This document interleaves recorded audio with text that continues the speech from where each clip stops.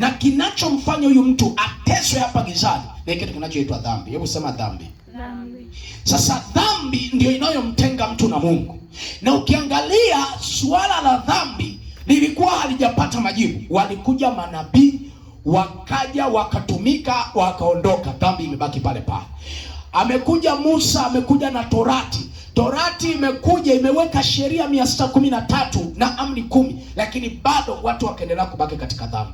Mungu akaona ya kwamba hata kama angekuja nani, mwanadamu bado asingeweza kukombolewa kutoka katika dhambi. Alichokifanya ni kutafuta suluhisho la dhambi. Sasa Mungu ilibidi aweze kutoka katika enzi yake ya uungu, afikirie namna ya kumleta mwanadamu katika hali ya yeye kuwa katika ushirika na yeye. Sasa alichokifanya Mungu ni kumfuata mwanadamu ambaye amefika wakati ni kama vile sasa ameshatengwa na Mungu, kwa sababu dhambi inamtenga mtu na Mungu. Halafu shetani akawa na nguvu ya mauti ya kuweza kumfanya mwanadamu chochote anachokitaka.